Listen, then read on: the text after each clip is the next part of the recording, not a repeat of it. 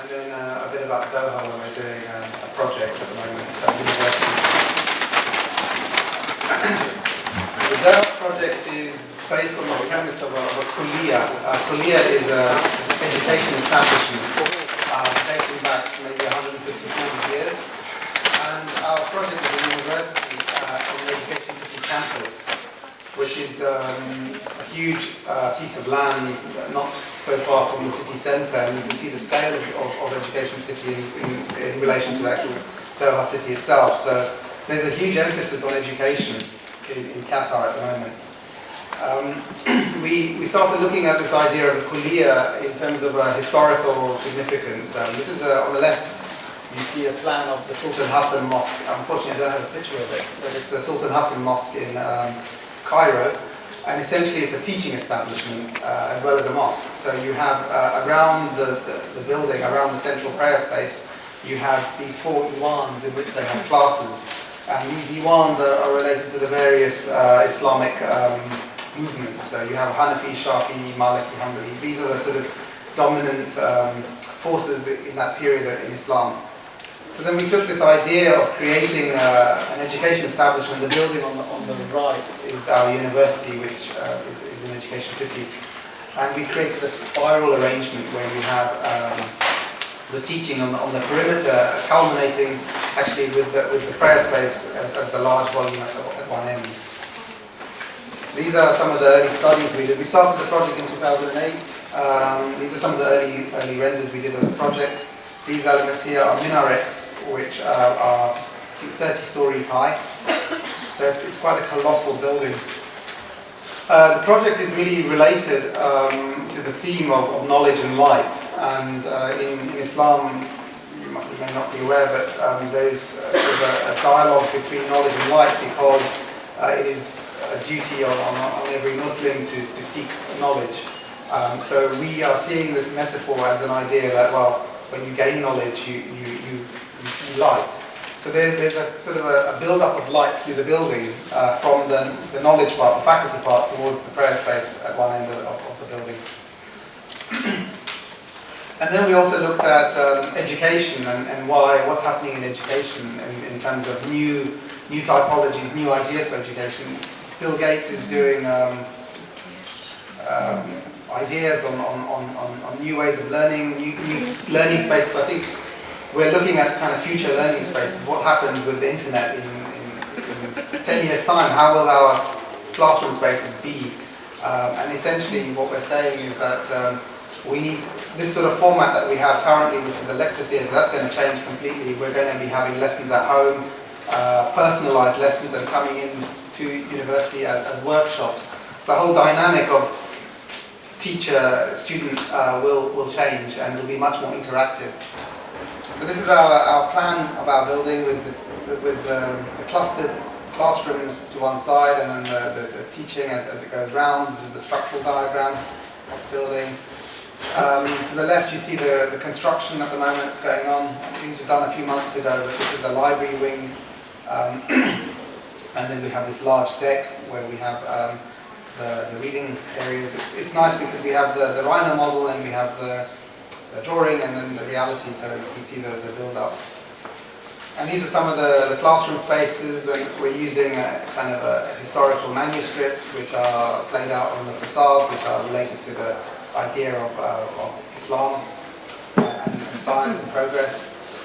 I mean, it's essentially the Qatar Faculty of Islamic Studies, so the Islamic theme runs right through the project. And that's the building at the moment, the last renders we did before going to tender. And then we have outside as a continuation of the teaching space. We have an education garden with sunken areas. So I think it's quite important to create informality in teaching. So rather than just having a classroom space, but to create areas where students can learn informally. And areas such as corridors, kind of meeting spaces are actually as valuable, probably much more important than actually the classroom itself. We worked on patterning and geometry, and rather than just go for a very kitsch so-called Islamic pattern, we looked at how we can morph patterns and how the patterns can move across the building and tell a story. On the left you have a facade mock-up, and then some of the ideas. This is one of the student lounges, and then these are some of the construction images as they go ahead. I think there are 2,800 people on the site at the moment working. As I was saying, the informal spaces, these are some of the corridors, and it's important to kind of bring them to life, and how students can meet and chat and talk about things. The other idea that we created within the corridors is to create a so-called knowledge, a ribbon knowledge, which is a kind of a band that runs through the building, which gives a story, a narrative of the history of Islamic architecture and civilization. So you have these panels embedded in the walls of a very modern building, which tell the story. Here you have the exhibition space, and then the library, which is currently under construction, lecture theatres. Again, you can see the story of light kind of building up in some of the images. Facade and panelling. And then in the centre of the building we have this huge courtyard, which is kind of a calligraphic courtyard where you have sacred text. And really it's a kind of a layer that you apply, a veneer that you apply to a very modern building to kind of bring it back into some sort of historical sense. And that's sort of the entrance to the prayer space and the courtyard you see behind you. And the stairs leading up to the prayer space. That's the actual prayer space itself, which is kind of a fairly quiet space. We pick up on some of the details. These lamps are from the Sultan Hassan, which is the first project I talked about in Egypt. And how we developed the project also in terms of participatory design. I don't know whether you guys are doing that or using that. How you dialogue with the client, how you can use the client's imagination in a sense to create the building that they feel comfortable with. So, for example, if you're in discussions with the dean of the university, what we try to do is to get the client to storytell. So, for example, if you ask a client, and you say, well, what are the spaces that you most feel comfortable with? How do you imagine it to be? And from his story, you can sort of recreate or work with the material he has in his head and sort of interpret it, and then present him a set of ideas which may or may not be acceptable, but anyway, we try. These are the columns under the prayer space, which are elevated. These are the five pillars of Islam, and then some of the sort of billboards that you see around. We work with Rhino, so facade, how we rationalise the facade, how we skin it, and then optimise the panels. I think in the end, we were trying to reduce the number of panels, but we have about 1,800 panels for the buildings. It's rather a lot. This is also from working with Arup. We work with Arup engineers to develop the skin of the building. And then these are some of the components that we've created. The other project I want to talk about, it's obviously in terms of this transitional city theme, is in London. It's a particular part of London which is in North London, but it's a suburb. So I don't know whether any of you have been to London, but essentially London is a kind of a city made up of little suburbs. And I'm just going to quickly go to the. This is a kind of a residential area which is what we call Metroland. I mean, historically it's called Metroland because it's been opened up really because of the railway that connects to central London, and that really happened at the turn of the century. So in the 1950s, there were various films made talking about Metroland and the idea of suburbia. That then mutated into something which is happening now in London. If you've been to London, you'll notice it's a very, very cosmopolitan city, and lots of races, lots of different people from different backgrounds. That's actually one of the things that makes London interesting. We try to pick up on that, and we are trying to understand the various layers of history that happen in this part of London. And the theme Ethnoburb is kind of the theme that is a new way of describing a suburb which is now defined by an ethnic minority group. So if you get to certain parts of London, you'll see a predominant Chinese community. In Harrow, where we are, you have an Asian community and a Jewish community and a Polish community. And I think that those ideas are picked up in the building. And how are they picked up? Our client actually, this is a community centre. Our client is originally, we're talking maybe 150 years, they're from Iran. They migrated to India, turn of the century, then they moved to Tanzania. And around about 1950, they moved to London. And so what we start to talk about are the different patterns and the patterns that you pick up in these different countries. So for example, in Iran, we're looking at Isfahan. In India, we're picking up on certain patterns, and then in Tanzania and in England, William Morris is quite important. William Morris, I don't know whether you know William Morris, is an artist, stroke architect. It's very, very important in the arts and crafts movement at the turn of the century. And he developed the whole idea of patterning and also architecture. So these ideas are then picked up on the building's facade. So these patterns and the kind of filigree you see, in a way, is related a little bit to the secession movement also in Vienna, and the idea of taking a very modern building which has kind of an iconic resonance, and then at the same time building up a kind of a historical significance to it. So it's kind of a relationship of. So here you have also a very important a story, a narrative, which explains the movement of the group from Iran to on one of the buildings you have Iranian patterns, and then maybe William Morris, and then so on. So it's really about this migration issue. Some of the insides.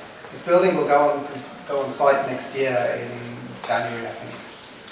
Again, looking at different patterns. And then how we take the Rhino model and panelize the skin in different ways of this. These are the final sort of images that we get into. Very, very complicated site next to a river, and the building had to be a certain shape. Inside they have a prayer space as well. We were quite interested in the work of the Communist Party headquarters in Paris, which I don't know if you know the building. It's got a roof a little bit like this. So again, we're playing with geometries, patterning, and filigree in a sense. The next project I want to talk about is about retail. We won a competition, an international competition, probably 2 years ago in England, in a city called Nottingham, and it's for a large corporation, actually the third biggest retailer in the world. They're called Tesco. I don't know whether they have a presence in your country, but probably they don't. Yeah. But they're interesting because they're a monolith, a gigantic organisation. Their turnover is £62 billion last year, maybe about 80 billion. If Tesco were a country, its economy would be similar to Romania, more or less. So we're talking about these big global operators. What do they want? We entered this open competition. We didn't think we had a chance in hell, but we threw our hat in the ring, and we won. Surprise, surprise. Our kind of main idea was to say, well, actually we're going to put the retail component in the centre of the scheme, around which we're going to create fun spaces, public spaces. So here the green areas are kind of piazzas, walkways, and so on. The way to sell this idea to Tesco is to say, well, you can have more sales. Because by selling more, you're actually going to have more customers, and people are going to be happy, and so on and so forth. So Nottingham, which is where the city is where the project is located, is quite famous for lace. Historically, in the turn of the century, they had a whole lace-making industry. So the building picks up on the lace theme, and on the inside we're using wooden lace, on the outside we're using a lace made of photovoltaic cells and a kind of cladding. So that's kind of the store, and we're creating piazzas and fun spaces.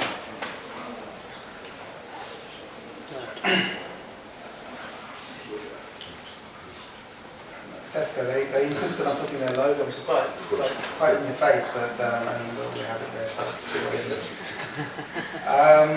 So moving on from that, looking also at Musharraf. Musharraf is in Doha. It's another project in Doha, which is we're working on at the moment. It's phase 3 of Doha Land, which is a huge area in the center of Doha, which probably none of you have been to Doha, but it's been demolished. It's about 35 hectares, prime real estate. Idea is to create a new city, essentially. And a city not like Dubai or elsewhere, which I think one of the positives from Qatar is that they've learned the lessons from places like Dubai, where there's been a huge excess. If you know Dubai and you understand Sheikh Zayed Road is a complete disaster in terms of urban planning, a long, very linear strip with buildings either side. Here in Doha, they're trying to make a city, and we have a small component of that city. So this is the thing that they've demolished, and this is kind of the area that they're building at the moment. Our project was a prayer space. It's a very different project to the first scheme I showed you, but it's based on a very traditional Qatari prayer space, which is not very ostentatious, a very simple building. Essentially, Qatari prayer space consists of the main prayer room and ancillary accommodation where you wash. And we had a very complicated site, and we created this idea. They also are quite well known for an arcade in front. So we've taken these two themes, and we've created an arcade. We call it an Iwan. In Arabic, it's called Iwan. It's an Iwan of shading, and an Iwan of light, praying. So the light are these cuts in that direction, and the shade is in that direction. So how we interlock these two elements, and we get this kind of very cubic building. But as you go to the front of the building, you get a build-up of light, and there's a kind of an intensity there. These are just light studies that we undertook. And then looking on the left is a very simple, traditional Qatari building, and sort of what we're trying to do here is to pick up on some of those themes, kind of add a twist to it. So these are the cuts for the women's entrance as well, side of the building. And comparing old and new, it's always quite a useful reference. We did a water park in Qatar as well, which is looking at some of the landscapes that we have in the region. A water park, I don't know whether you know anything about water park. I'm sure you've been to a water park in your life. And to see whether actually it can be something other than just a very kitsch example of a Disneyland, Disney-esque world.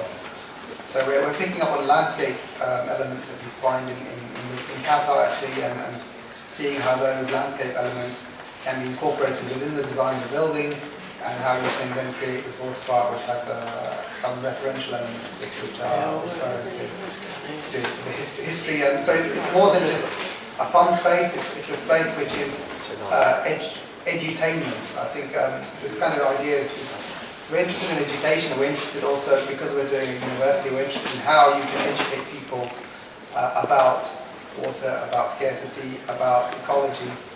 But if you preach to people, they tend not to like it. So you have to find a way of engaging with human psyche on a different level, I think. And I think a theme park like Disney World is actually a missed opportunity, because what you're doing there is you're just creating an entertainment zone, and you're not actually adding any value beyond that. The water park is part of this whole kind of master plan. We didn't win the competition, incidentally, but we just picked up on a very low-rise development. So here you have a hotel and a souk and another hotel and cinema complex. And then we did an eco villa also in Qatar, which is the big question now is sustainability, obviously, in not just here, but also in the Middle East. If you know anything about Dubai and the excesses in Dubai, you'll see that a lot of these glass skyscrapers are complete crass in terms of their response to the environment. And what people tend to forget is that people in that part of the world live quite happily before air conditioning and before the glass skyscraper. Actually, the buildings now, the carbon footprint of some of these buildings is per capita some of the highest in the world. I think Qatar is the highest, and the UAE is the second highest. And because there's an abundance of fossil fuel. Now, this is not going to be sustainable for two reasons. One is that we're running out of oil, But two, in order to be more profitable, it's better that they export their oil than to use it all up in terms of their own needs. Where does that take us in terms of eco villa? What we're looking at are historical typologies, historical building typologies. And if you look at, for example, this is in Saudi Arabia, it's called a farij. The farij is a kind of a historical hive type city where you have clustered houses. Property boundaries are very kind of fluid. Families are owning their land and they're building for years, and spaces are just added to ad hoc over time. Although, for us it looks interesting, it also has a huge environmental benefit because you have very narrow streets and lots of shading. And these ideas were picked up in Masdar City. If you know Masdar City, which is in Abu Dhabi, it's a zero carbon city, the world's first zero carbon city. It's by Foster. And we had a small part on Masdar City, but anyhow, what I'm trying to say is that these ideas exist, they have existed forever, and they've been destroyed in that period that they've imported modernism and postmodernism, let's say. So this eco-villa is just picking up on this idea of how you can create clustered housing, and how, kind of interpreting it in a modern way. This is also based on the Qatar Yuan idea, and you can create shaded space and also quite comfortable living, which is kind of aspirational because the guys there are quite wealthy. And we created two types of eco-villa. One is a very contained building. It's a kind of a internal building. These houses are also used for exhibition, so it's to educate the public. Again, it's based on these very narrow slits of light coming through the building, and the house is kind of an exhibition to the public, talking about sustainability and so on. Skip this one, that's in there. This is Al Katroun, which is in Libya, which is, we had the amazing adventure in Libya a few years ago, before the revolution. Our client was the tourism company of Libya, and the head of the tourism company in Libya is a guy called Saif Gaddafi, who is now in prison, and he's actually an architect. So before he did architecture, and then he went to the London School of Economics and did economics, and obviously he's the son of the former ruler, so he has this huge power until the revolution. Anyhow, we did these four hotels in Libya for the tourism company. I assume they're going to go ahead now that the revolution is kind of over. Some of the ideas we're looking at, I'm only going to show you one because it's related a little bit to the theme of what we're trying to do today. But related really to landscape ideas, spiral jetty. Actually, these are some of the other ideas that we had for the eco-villa, picking up on the landscape forms, the rock forms, the historical forms that you get in that landscape. But essentially, of the four hotels, I'm going to show you Al Katroun. Al Katroun is next to Niger, which is in the southern Sahara. I went there with my colleague Ada, and it is 50 feet degrees, which is one of the hottest places on the earth, and quite unbearable. So we're looking at clusters, how we can incorporate clusters, how we can make that work. It's been invented and we're trying to reinvent it. I'm just going to show you the hotel because essentially what we have is a site which is a ruin.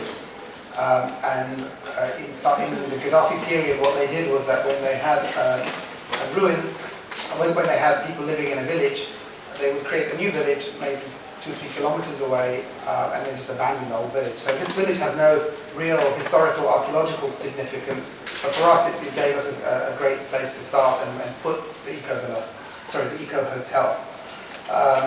The idea was that we have the historical bit on the right, and then our eco hotel will be on the left, a very, very low-rise building, just prefabricated units. And you create sort of like a butterfly effect, so you're taking the old and the new and you're inserting within the old certain bits of the hotel, and then you're creating your new hotel on the other side. It has this kind of relationship of old and new.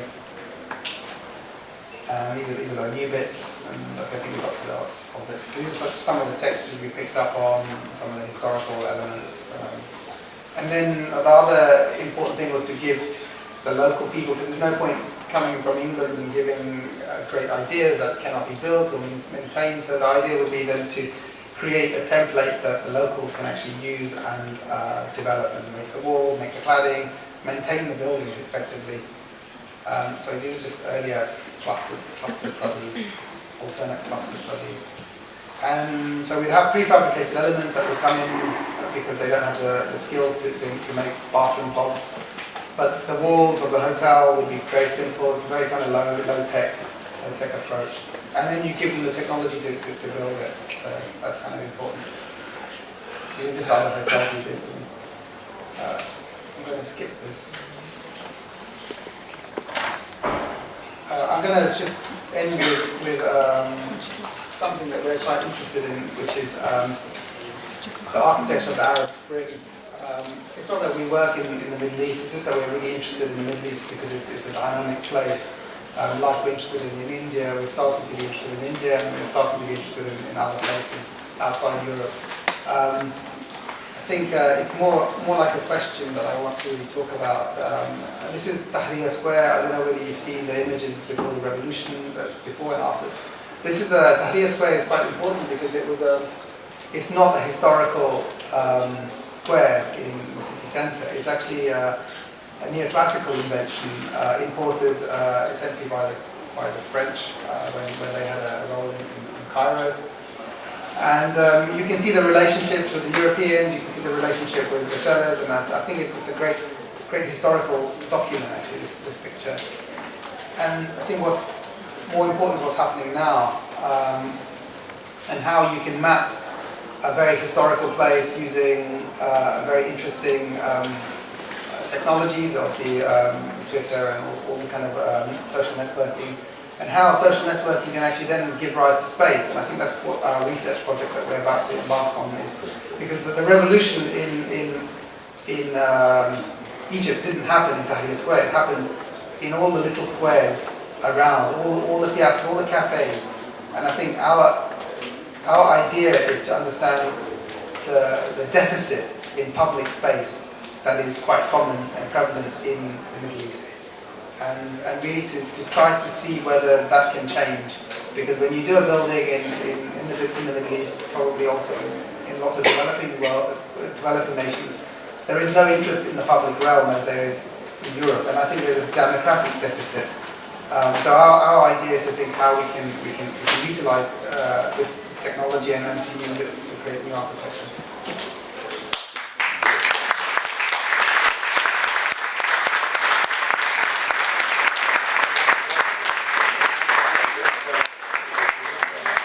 If there's any questions, I suppose we can. Hi, my name is Sarah, I'm from Macedonia.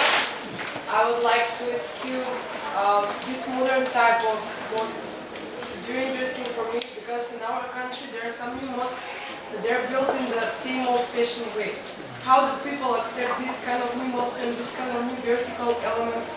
Are they know that this is mosque? Yeah, I think it's about educating your client. So first of all, to explain to them what an old mosque is, and then show them what the possibilities are for a new mosque. Because there are many possibilities. A mosque doesn't have to have a certain form, and if you go to, I don't know, let's say India, or if you go to Europe, it's completely different. I mean, different cultures have different requirements, so you need to show them the difference. You need to explain to them these are the new possibilities, and you need to educate them, because in the end, a mosque is like any other community building. You know, you're trying to create a space. We particularly, because we're doing multiple projects, have an Islamic significance in the UK. We see a mosque not as a prayer space necessarily, but as an embassy to create dialogue with people who are Muslim and non-Muslim, and to establish a kind of a relationship that is much more than, well, you are that religion, I am that religion, we're going to be enemies. It's about opening it up, creating dialogue. I think that's the essence of it. We are all the same essentially, and we have different faiths and different beliefs, but we all, we share the same land.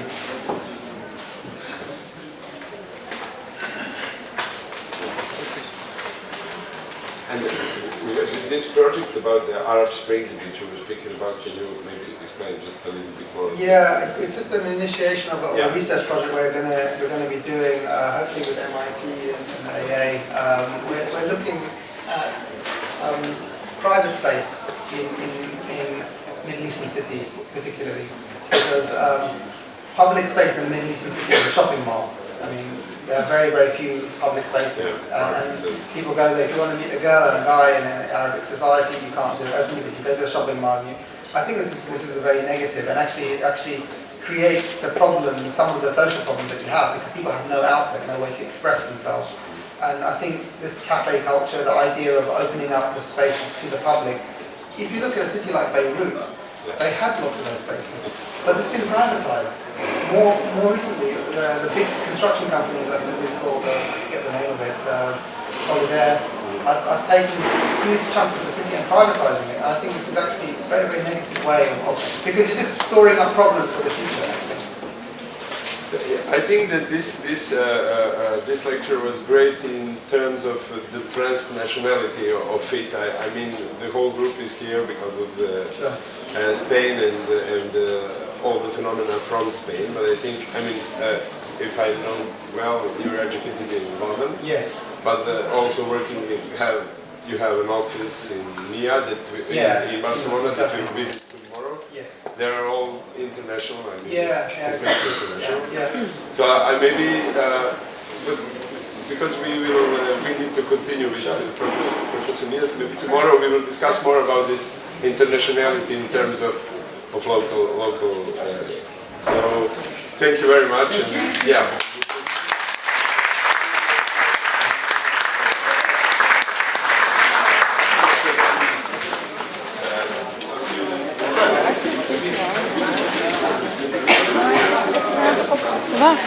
Va?